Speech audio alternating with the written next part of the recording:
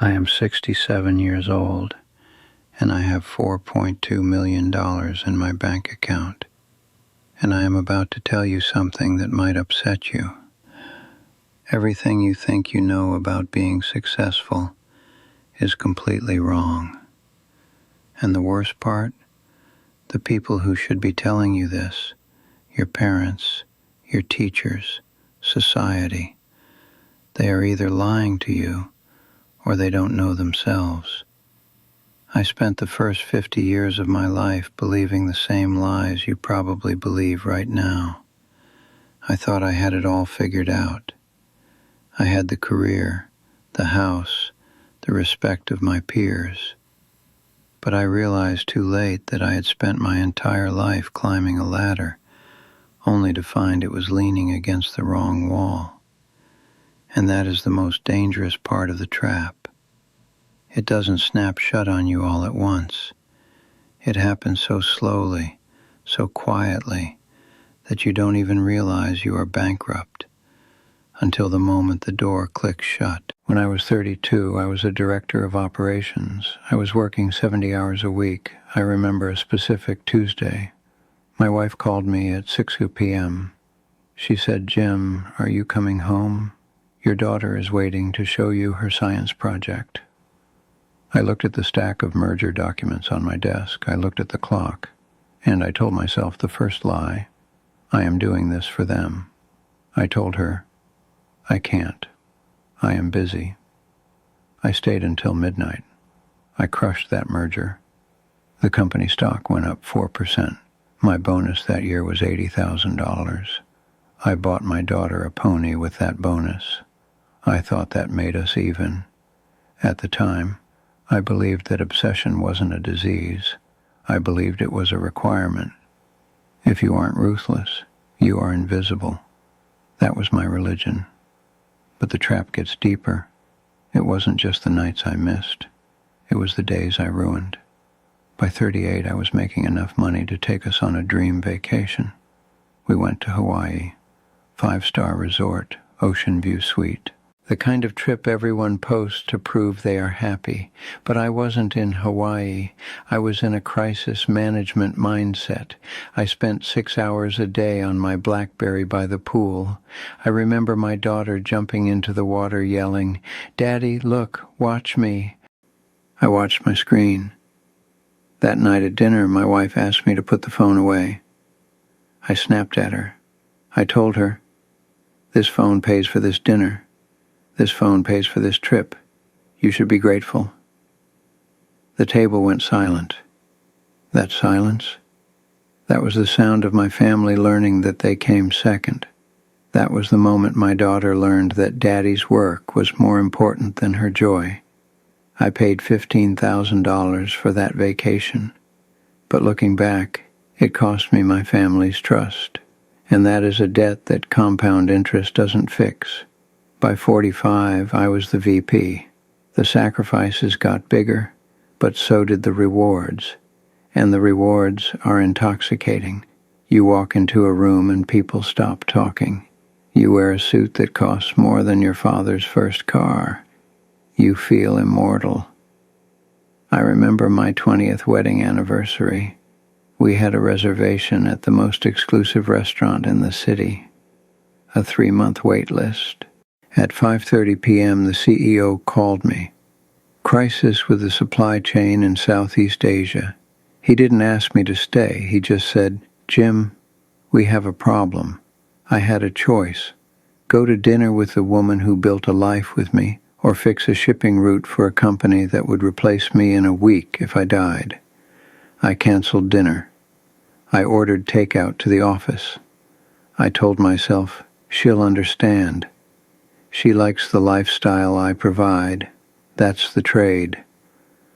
I truly believed that sleep was for people who were broke.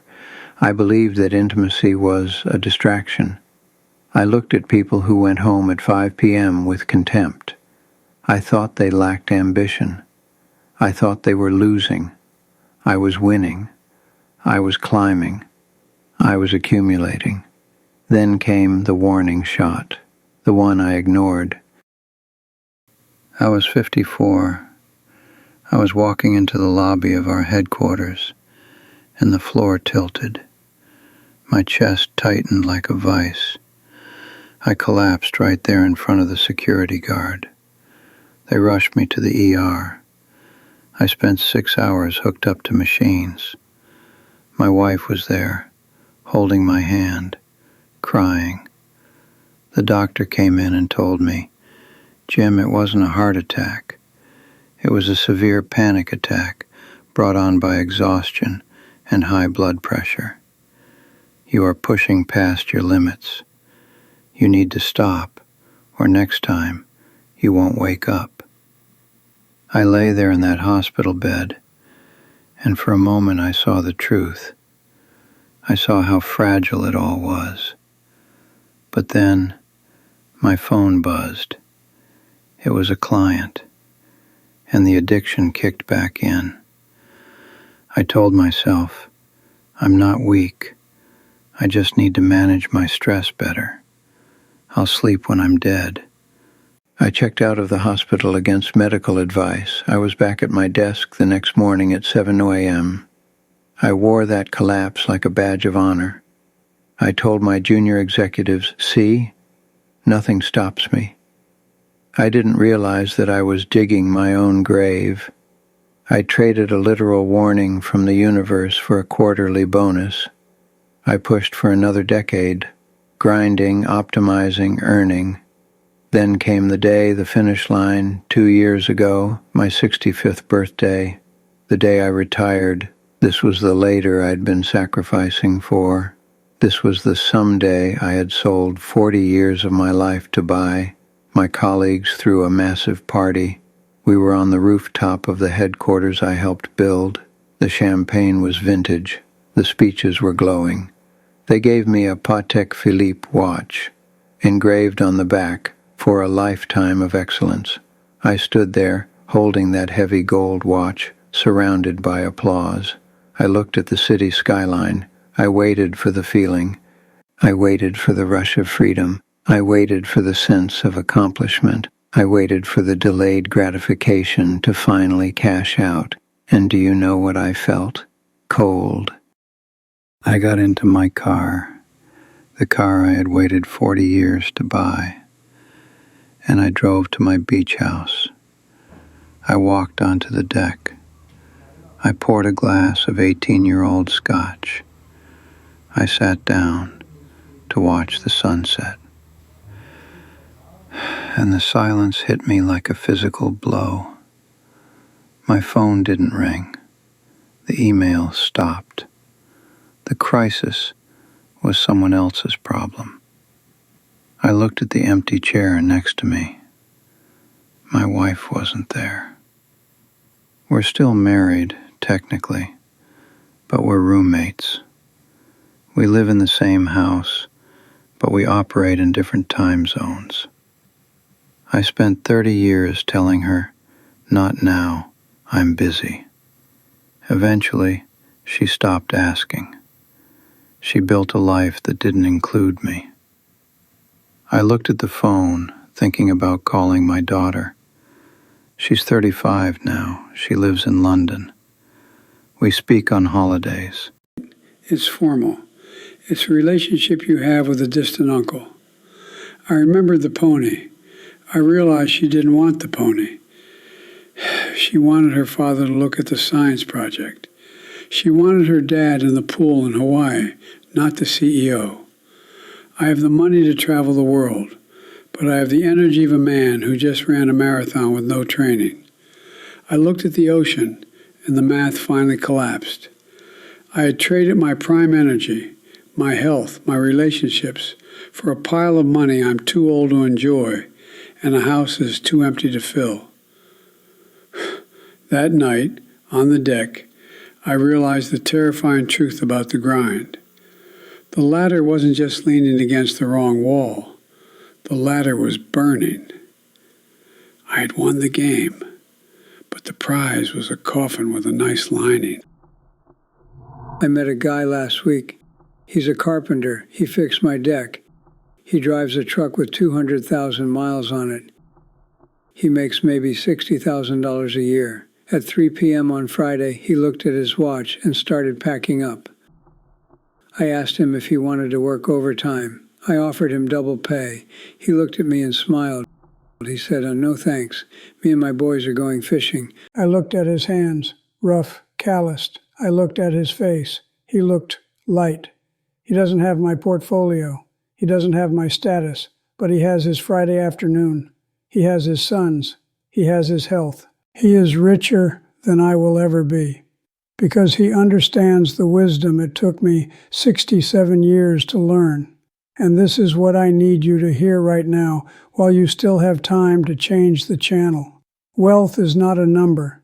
Wealth is the ability to fully experience life in real time. If you are killing yourself today for a someday, you are gambling with a currency you cannot print more of: time. You think you have time to fix the marriage. You think you have time to get to know your kids. You think you have time to get healthy. You don't. The parents die, the kids leave, the body breaks. And the day you finally reach the pot of gold, you realize you are the leprechaun who is stuck guarding it alone. I am 67. The actuarial tables say I have 15 years left, but those are the decline years. The best years, I sold them to a corporation.